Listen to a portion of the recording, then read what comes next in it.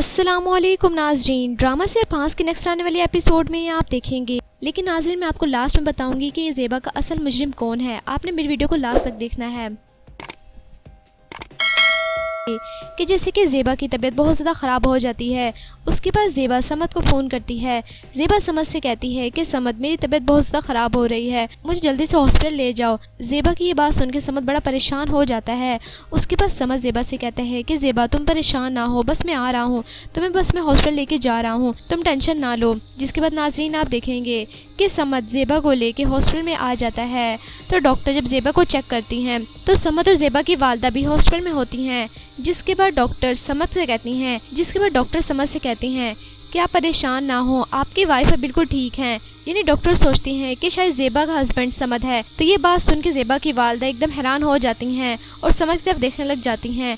जिसके बाद समद डॉक्टर से कहता है कि आप गलत समझ रही हैं, ज़ेबा मेरी वाइफ नहीं है। ये बात सुन के ज़ेबा समद की तरफ देखने लग जाती है। जिसके बाद नाजरीन आप देखेंगे कि ज़ेबा समद को पसंद तो करने लग गई है। ज़ेबा सोचती है कि समद मेरा बहुत ख्याल रख रहा है और समद मेरी बहुत फिक्र कर रहा है, जबकि दूसरी तरफ समद तो पहले ही ज़ेबा को बहुत पसंद करता है। जिसके बाद समद ज़ेबा से कहता है कि ज़ेबा तुम परेशान ना हो, मैं हर कदम पे तुम्हारा साथ दूंगा। ये बात सुन के ज़ेबा समद की तरफ देखने लग जाती है। यानी ज़ेबा भी अब समद को पसंद करने लग गई है।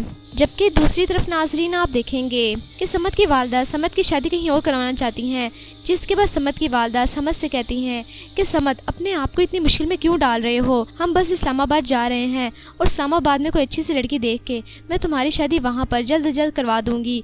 ये बात सुन के समद अपनी वालदा से कहता है कि अम्मी आप समझ क्यों नहीं रही, मैंने ज़ेबा का साथ देना है और मैं शादी नहीं कर सकता अभी। ये बात सुन के समद की वालदा उससे कहती हैं कि बेटा, अपनी ज़िंदगी को क्यों मुश्किल में डाल रहे हो, मेरी बात मानो और इस्लामाबाद चलो और वहाँ पर शादी कर लो।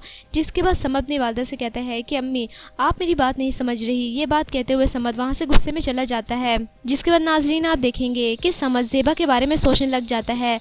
समद सोचता है कि मैं ज़ेबा का हर कदम पे साथ दूंगा और ज़ेबा का जो असली मुजरिम है उसके मुजरिम को ज़रूर मैं सज़ा दिलवा के रहूँगा और उसके मुजरिम को इंतकाम तक पहुँचा के रहूँगा, मैं ज़ेबा का हमेशा साथ दूंगा। जिसके बाद नाजरीन आप देखेंगे कि समद को बहुत गुस्सा आता है। जिसके बाद समद हफ्सा को फ़ोन करता है। हफ्सा फ़ोन उठाती है। जिसके बाद समद हफ्सा से फ़ोन पे बात करते हुए कहता है कि ज़ेबा को तो मैं इंसाफ दिला के रहूँगा और ज़ेबा का मुजरिम तुम्हारे घर में ही मौजूद है। ये बात सुन के हफ्सा समद से कहती है कि समद क्या बात कर रहे हो तुमने खुद ही तो अपना इकरार किया था अपने जुर्म का, अब तुम हमारे ऊपर इल्ज़ाम लगा रहे हो। ये बात सुन के समद हफ्सा से कहता है कि ज़ेबा का मुजरिम तुम्हारे घर में ही है और मैं उसको उसके अंजाम तक पहुँचा के रहूँगा और मैं ज़ेबा का हर कदम पे साथ दूंगा।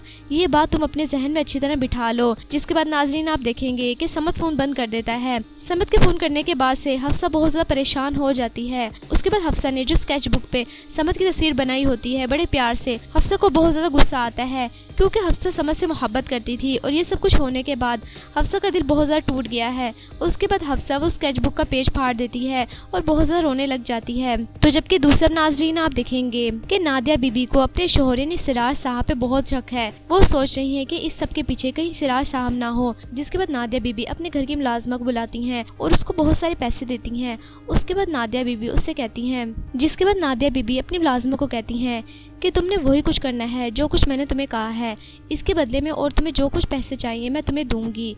ये बात सुन के मुलाजमा नादिया बीबी की तरफ देखने लग जाती है। यानी नादिया बीबी सिराज साहब के बारे में अपनी मुलाजमा को सब कुछ बताती हैं। उसके बाद नादिया बीबी अपनी मुलाजमा को कहती हैं कि जो कुछ मैंने तुम्हें समझाया है बस तुमने वैसे ही करना है। यानी सिराज साहब के मुतालिक तुमने उस पर नज़र रखनी है और जैसे ही वो तुम्हारे साथ कुछ करने की कोशिश करे तुमने मुझे फ़ौरन बताना है। जिसके बाद मुलाजमा नादिया बीबी से कहती है कि जी बाजी, जैसे आप कह रहे हैं मैं वैसे ही करूँगी। उसके बाद वो वहाँ से चली जाती है क्योंकि नादिया बीबी को सिराज साहब पे पूरा शक है क्योंकि सिराज साहब की हरकतें पहले भी नहीं ठीक थी। वो अपनी मुलाजमा के साथ भी वही हरकतें करते हैं। इसी वजह से नादिया बीबी ने उन पे नजर रखने के लिए अपनी मुलाजमा को इतने सारे पैसे दिए हैं। जिसके बाद नाजरीन आप देखेंगे कि सिराज साहब की हरकतें बिल्कुल भी ठीक नहीं है। सिराज साहब अपनी मुलाजमा के साथ भी बहुत गलत रवैया अख्तियार करते हैं। यानी सिराज साहब की नेचर ही ऐसी है। इसी वजह से सब लोगों का शक यानी ज़ेबा के साथ जो कुछ भी हुआ है सिराज साहब की तरफ ही हो रहा है और सब लोग सिराज साहब को इल्ज़ाम दे रहे हैं।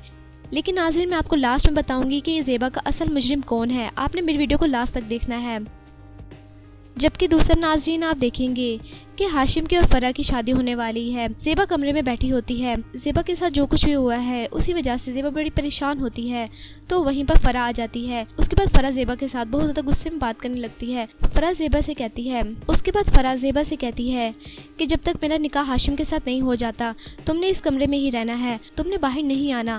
یہ بات سن کے زیبا اپنی بہن فرح کی طرف دیکھنے لگ جاتی ہے، جس کے بعد فرح اپنی بہن زیبا سے کہتی ہے کہ جب تک میں شادی ہو کے اس گھر سے ہاشم کے ساتھ چلی نہیں جاتی تم نے یہاں اس کمرے سے باہر نہیں نکلنا، کہیں تم میری شادی میں بھی رکاوٹ نہ بن جاؤ۔ یہ بات کہتے ہوئے فرح وہاں سے چلی جاتی ہے، جس کے بعد زیبا اپنی بہن فرح کی ساری باتیں سن کے بہت زیادہ دکھی ہو جاتی ہے۔ جبکہ ناظرین، زیبا کا اصل مجرم کون ہے اس کے بارے میں آپ کو میں بتاتی ہوں۔ یعنی 4 لوگوں پہ شک ہے۔ ایک تو ہاشم کے بارے میں سوچ رہے ہیں، دوسرے سراج صاحب کے بارے میں، تیسرا ساحل کے بارے میں، اور چوتھا سمت کے بارے میں لوگ سوچ رہے ہیں۔ لیکن ناظرین، میں آپ کو زیبا کے اصل مجرم یعنی زیبا کے ساتھ زیادتی کرنے والے کے بارے میں بتاتی ہوں۔ یعنی زیبا کے ساتھ اس روز جو زیادتی ہوئی تھی ان 4 میں سے کوئی بھی نہیں ہے، بلکہ زیبا جس فلیٹ میں گئی تھی وہ مکان تعمیر ہو رہا تھا اور وہاں پر کچھ مزدور تھے اور ان مزدوروں نے ہی زیبا کے ساتھ زیادتی کی تھی۔ یعنی ڈرامے میں سسپینس ڈالنے کے لیے ان 4 کٹہرے میں لایا جا رہا ہے، جبکہ ان 4 میں سے کوئی بھی مجرم نہیں ہے۔